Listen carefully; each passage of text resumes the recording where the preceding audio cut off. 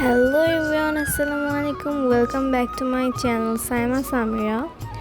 তো আজকে আমি ফ্রাইড রাইস রেসিপি তোমাদেরকে দেখাবো। প্রথমে গাজর, পেঁয়াজ ও মরিচ সুন্দরভাবে কেটে নিলাম। এরপরে চুলায় কড়াই বসিয়ে নিব। এরপরে কড়াইয়ে পরিমাণ মতো তেল ঢেলে দিব।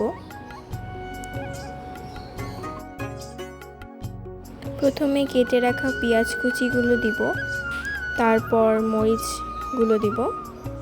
এই মরিচ পেঁয়াজটা কিছুক্ষণ ভাজা হবে।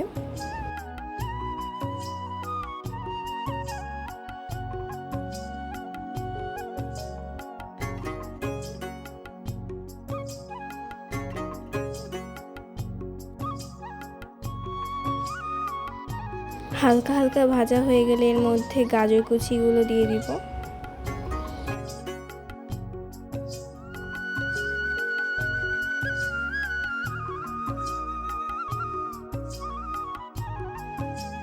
গাজর কুচিগুলো দিয়ে ভালো মতো মিশিয়ে নিব।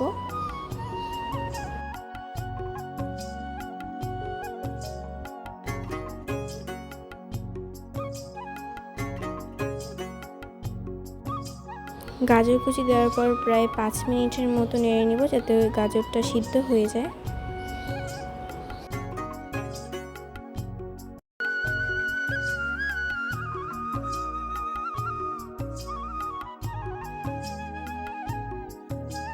এগুলো হচ্ছে আগের দিনের বেঁচে যাওয়া পোলাও। এটা দিয়েই মূলত আজকে ফ্রাইড রাইস রান্না করব। তোমরা যদি আলাদাভাবে রান্না করতে চাও, আলাদাভাবে কিন্তু পোলাওটা রান্না করে নিতে পারো। এইদিকে আমার গাজর প্রায় হয়ে এসেছে। এবার এর মধ্যে দিয়ে দিব ডিম। যেভাবে নুডলস রান্না করি সেভাবেই ডিমটাকেও ভেঙে নেব।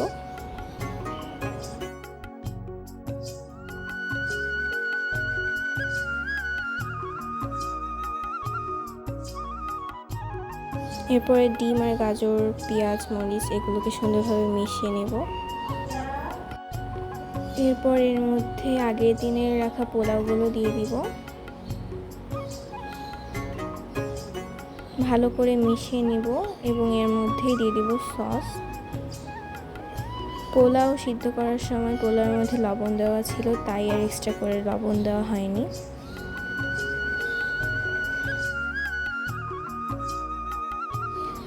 সস আর গাজর, পেঁয়াজ, মরিচ, ডিম এই মিশ্রণটা ভালো করে পোলাওয়ের সাথে মিশিয়ে নিব।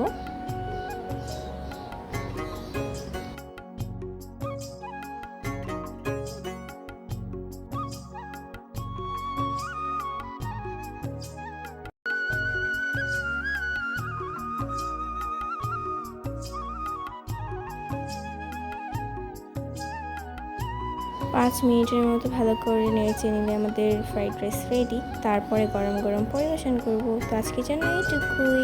আল্লাহ হাফিজ।